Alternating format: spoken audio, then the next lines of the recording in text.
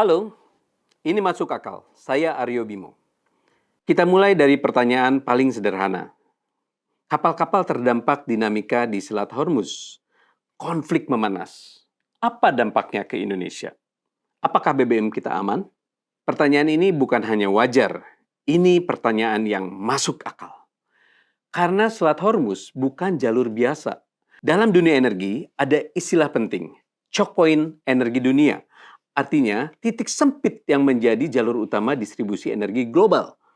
Kalau titik ini terganggu, maka alurnya jelas. Distribusi terganggu, pasokan tertekan, harga naik. Dan karena energi adalah input hampir semua sektor, kenaikan ini tidak berhenti di SPBU. Ia merambat. Kita sudah sering melihat pola ini. Harga BBM naik, ongkos transportasi naik, harga barang ikut naik, harga naik, daya beli turun. Ini hubungan sebab akibat yang sederhana dan selalu berulang.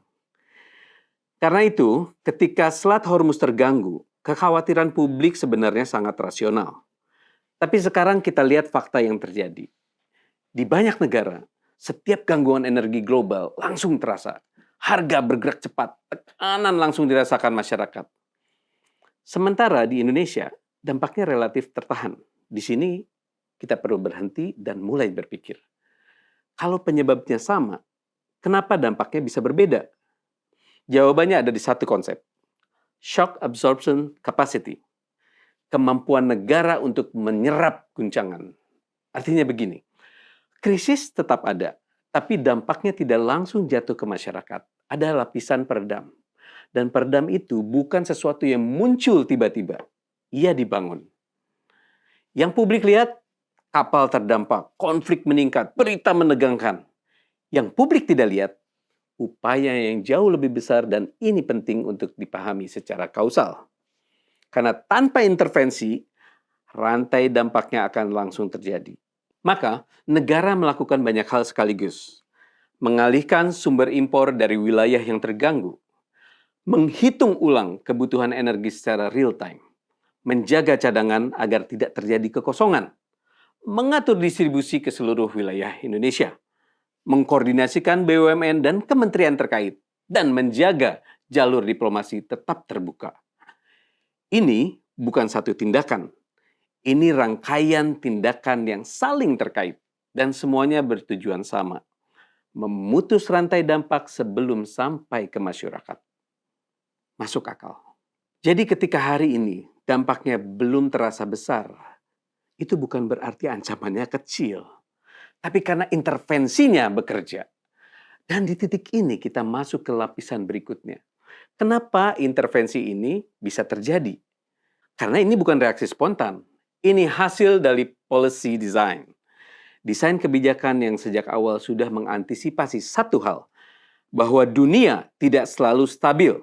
Bahwa gangguan energi bukan lagi kemungkinan tapi keniscayaan. Ini bukan glorifikasi pemerintah. Ini soal memahami kompleksitas masalah yang memang sedang ditangani.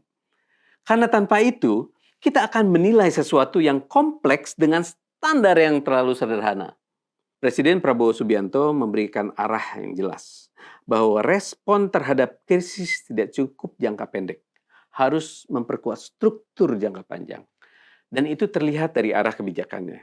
Kalau disederhanakan, satu garis besar. Mengurangi risiko sekaligus memperkuat kemandirian. Caranya berlapis. Menyebar risiko lewat diversifikasi sumber energi agar tidak tergantung pada satu jalur saja. Mengurangi ketergantungan dengan energi terbarukan agar tekanan global tidak langsung berdampak. Memaksimalkan sumber daya dalam negeri agar kita tidak selalu bergantung pada impor.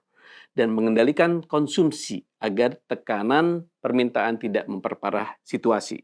Juga mendorong inovasi agar masalah bisa diubah menjadi sumber energi baru. Ini bukan daftar kebijakan, ini sistem pertahanan. Dan sekarang kita masuk ke dampaknya, ke rakyat. Karena semua ini pada akhirnya bermuara pada satu hal. Apakah kehidupan sehari-hari tetap berjalan?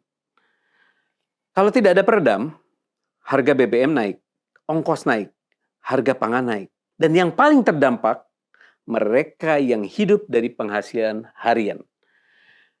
Bagi mereka, kenaikan kecil bukanlah kecil. Itu langsung terasa.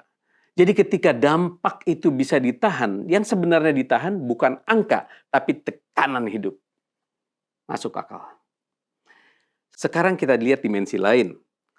Kenapa Indonesia tidak langsung mengambil posisi keras dalam konflik? Karena Indonesia menjalankan politik bebas aktif. Tuh. Secara kausal, ini juga masuk akal. Kalau Indonesia terlalu cepat memihak, maka jalur diplomasi bisa tertutup.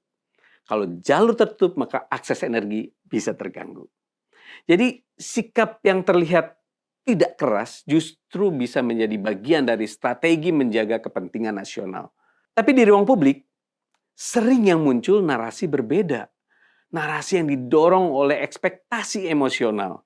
Seolah-olah semua harus cepat, semua harus tegas, semua harus terlihat. Tambah lagi dengan fear-mongering, narasi yang menunggangi situasi. Seolah-olah Indonesia gagal.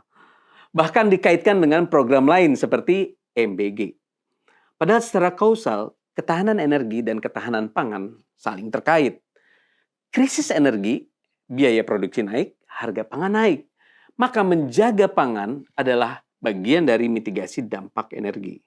Ada suatu refleksi penting. Seringkali kita baru merasa ada krisis kalau sudah terlihat. Kalau antrean panjang, baru panik. Kalau harga melonjak, baru ramai. Tapi hari ini berbeda. Krisis global ada, tapi dampaknya belum terasa besar. Ini paradoks, karena ketika sistem bekerja dengan baik, krisisnya justru tidak terasa.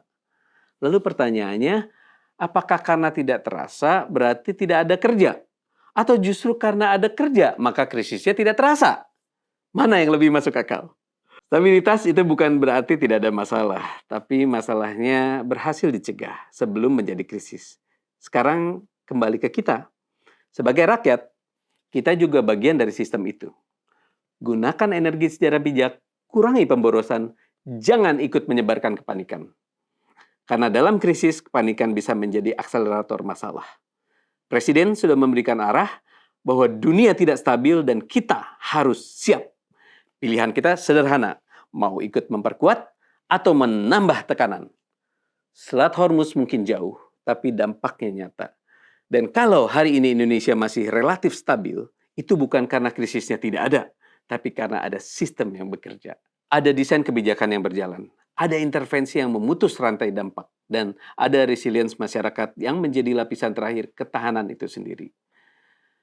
Masuk akal kalau kita kritis, tapi lebih masuk akal lagi kalau kita juga memahami. Karena pada akhirnya, ketahanan energi bukan hanya urusan pemerintah, tapi urusan kita semua.